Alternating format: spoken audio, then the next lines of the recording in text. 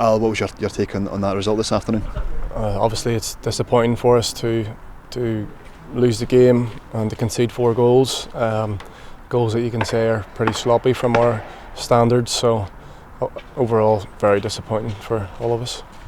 But we got back into it, brought it back to 3-2, and we thought, we were thinking then that we can, get another one here, and then they've obviously got their 4th one and it's killed it off.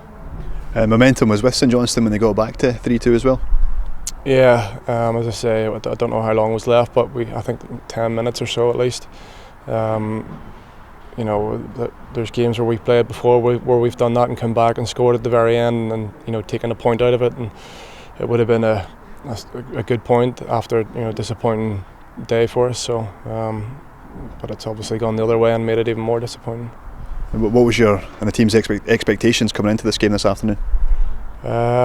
Same as most games here against the teams that are sort of similar to us, is to try and win, and outside of the big teams like Celtic and that, obviously we're probably more expected to win and give a good performance, and we didn't either. So I thought we were all right up until the first goal against us, and then things sort of changed a wee bit then. But saying that, they didn't have loads of other chances, I don't think, but it's disappointing that they've got 4 goals and they're all from free headers, so have to move on there. Yourself, you came back into the team for the first time since late August. Is it good to get back in the team, although unfortunate circumstances for Xander?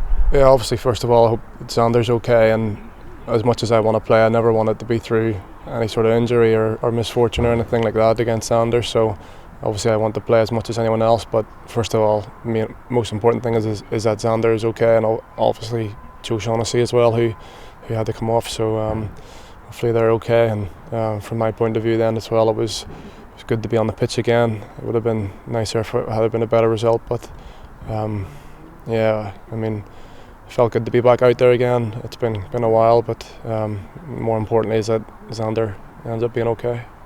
And how, from a goalkeeping analysis point of view, how strong has Xander played in those last 11 games in consecutive matches? Yeah, I think he's been brilliant. There's been no point really where I've been able to say that I should be given a chance to play again. So I think he's been excellent, and I've always said that about him the last couple of years, is that he would do a good job, and he's taken his chance. So I think he's been excellent, hasn't put a foot wrong, and does everything well, and can go on to bigger and better things, I think. He's done excellent, and just kind of what I thought he would do. And not just in the goalkeeping department, but across the squad, there's lots of competition for places. I think there is. We've quite a big squad, and a lot of players are ready to come in and try and show what they can do. It's just getting that opportunity, really, whatever way you get that, through someone getting injured or bad form or whatever. Just people want to get their chance and show what they can do, and there's a lot of people in that position can come in, I think. And looking towards the next game, is a free weekend next week because of the League Cup final. Staines were due to play Celtic. But following that, it's a home game against Inverness. What's your thoughts going into that? I didn't even realise. I haven't looked as far ahead as that. So Inverness here, is it? Another tough game, obviously, but we're going to want to obviously change things around. So I've had some good results against big teams like Rangers and Hearts, Hearts away.